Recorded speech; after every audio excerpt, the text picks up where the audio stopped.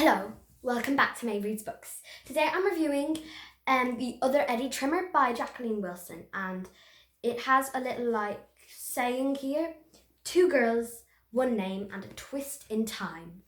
And they've got the illustrator is Rachel Dean, and there's lots of people in book reviews and stuff on Amazon and stuff complaining they want the why Rachel Dean isn't as good as Nick Sharratt, but I definitely think.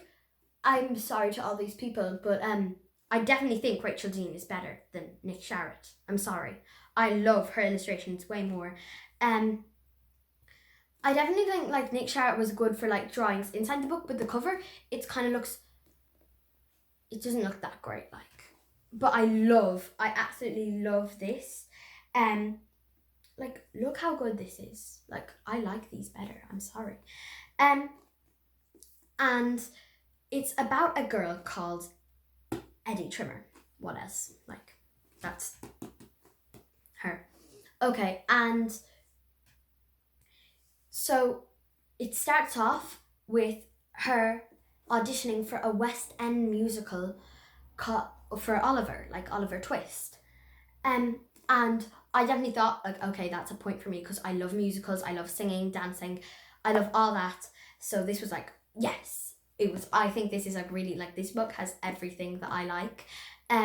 She's auditioning for it and she's sure she's going to get the part because in her whole drama school she's the best at acting. But her best friend, who I forget her name. Yeah, I don't know. I forget her, but she's a friend who gets the part instead of her, and she's a bit,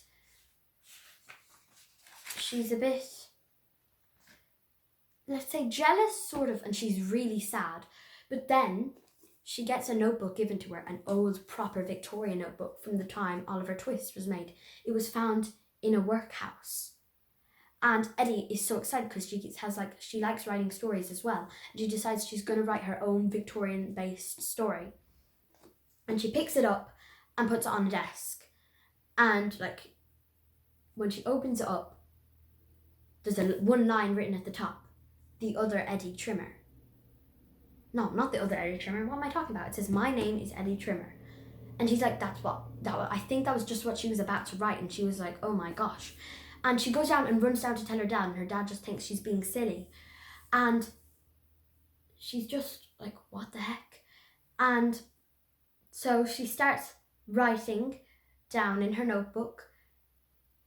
And then suddenly she's down at the River Thames in the middle of Victorian times with a bottle of medicine for her sick mother. And she's like, where am I? And there's boys, she's talking to whatever they're called, mudlarks, down at the River Thames. And she goes and she sees her mother, and her mother's really, really sick. And then she wakes up and she's just written a few lines of her story and she's asleep at her desk. And then about a day later, she starts writing again and she falls asleep again and more stuff is happening. And then she completely falls asleep. And she's, for weeks and weeks and weeks, she's in Victorian times.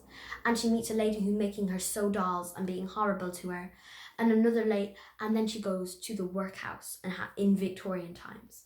And she meets a very particular person who is very important in throughout this whole story. So,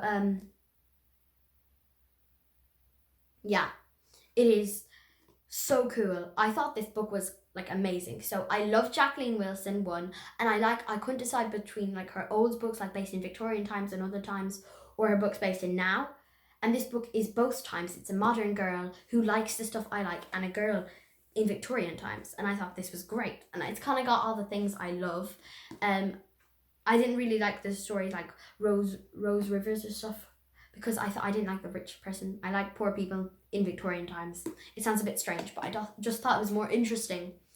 And I definitely think the cover art is beautiful. The colors all go really well.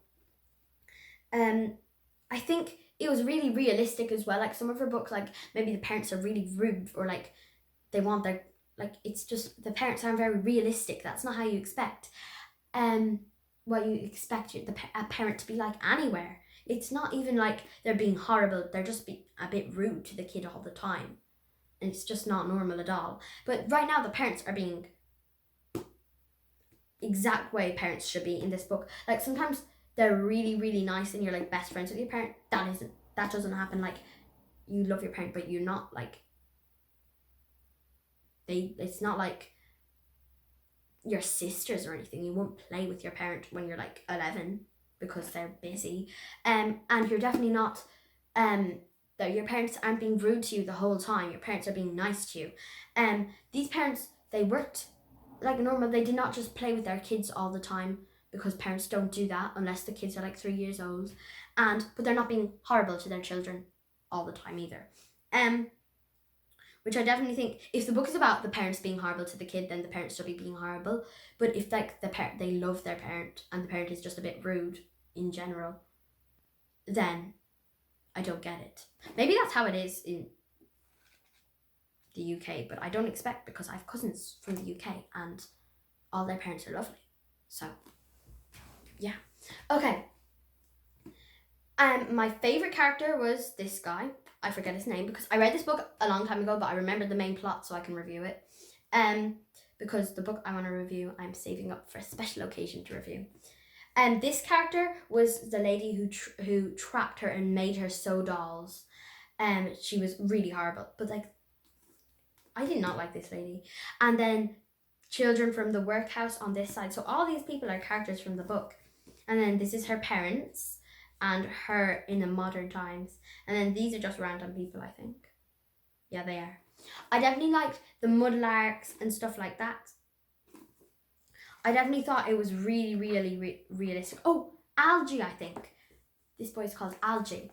My favourite character was actually Eddie. I definitely thought she was really good. And I love the parts about like the West End and like watching the West End, because I've been to like Bord Gosh and I've been to West End once, and I've been like loads and loads in the like art centre and stuff.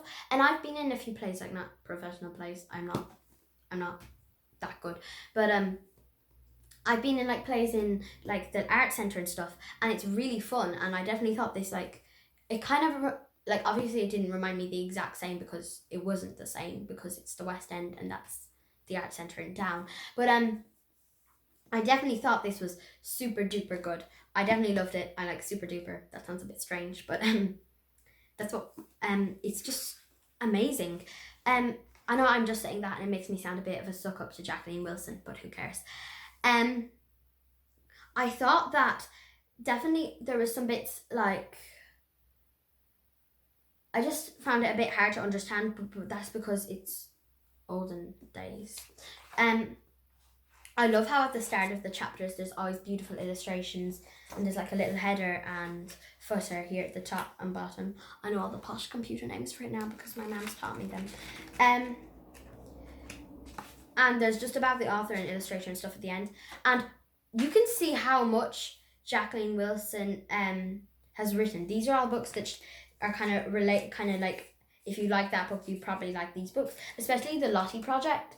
You definitely like that if you really like this. It's just a bit, this one's worse, but it's still really good. I read a sample of Queenie on my Kindle, and it is so good. I really want Queenie. And these are just, I've read Opal Plumstead. I really want to read these two, but I haven't gotten around to it yet. I've read this one and this one. I've read all the Hetty Feathers, but apart from Hetty Feathers Christmas. So I've read most of these. They're really good. At the end, there is like a character you do not expect this character, but it is great. Unless you go right to the very last page. I don't want to do it.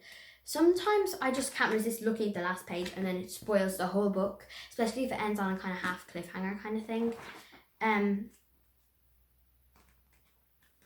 My favourite part of the book was probably when she was selling the dolls on the street, or when she met the special character at the end, who you have to read the book to find out who that is, because I'm supposed to be encouraging people to read, not spoiling books for people. Okay, I definitely think I've bored you long enough with my talking about how good this book is, because you should read it. It is great. Thank you for watching. I hope you enjoyed, and I'll see you next week on Maeve Reads Books. Bye.